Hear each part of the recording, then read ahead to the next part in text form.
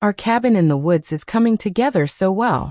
This morning, before all of the hard work of the build though, I'm appreciating this special spot tucked away in the rainforest. Between the ferns and palms and big hoop pines is the lake whose water cradles are tidy. The reflections glisten each morning, enticing me for a swim before I get to work. A morning swim always lets me start the day full of energy. The bees wake up earlier than I do and they buzz busily pollinating the water lilies. We learned to swim in this lake and since then these waters have been the softest place to just come and play. To float, pick water lilies, watch bees and just relax in the gentle waters. As kids we would spend most days here building tree houses or rope swings or flying foxes across the water. This childhood adventure was so full. And in my adult life, I'm trying to get back to that freedom. I'm trying to learn again the importance of aimless wonder and play. To learn the importance of floating in the water with no purpose or intention. Growing up here in the rainforest, we were taught so much by nature's ways. The reflections still teach me new lessons each day. The way that they swirl and move to no pattern, a mess of color together. This teaches me that beauty is found in the chaos. I've learned this again and again as I work on restoring our cabin. Each notch fits together wonky. The beams that were felled from trees in the forest are not straight and uniform. They're the opposite. They curve with character and grace. And in my own building, as I learn this new skill from scratch, it is far from perfect. But in my messy additions, I'm writing new stories into this special spot. The first job is to find a window. But before that, I need to let the ducks out of their night pen. Up in the shed's loft are 2 windows. They are gorgeous and the perfect style. But they're pretty old, missing some glass, and they have an old layer of paint on them.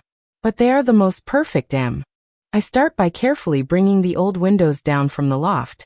Dust falls from the wooden frames as I place them gently on the workbench.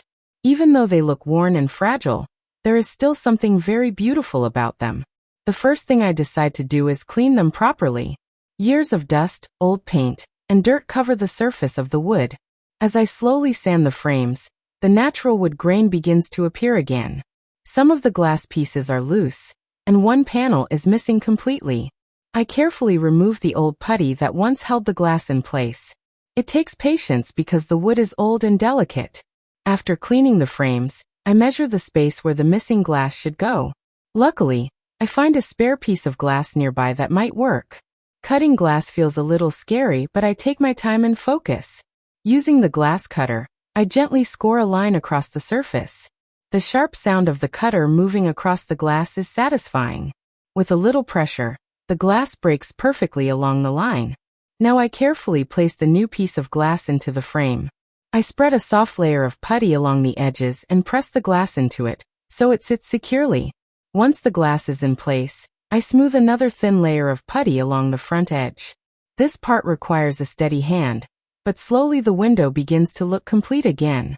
When the repairs are finished, I step back and admire the transformation.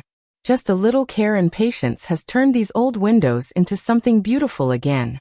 I imagine them hanging in the cabin wall, letting warm sunlight pour inside.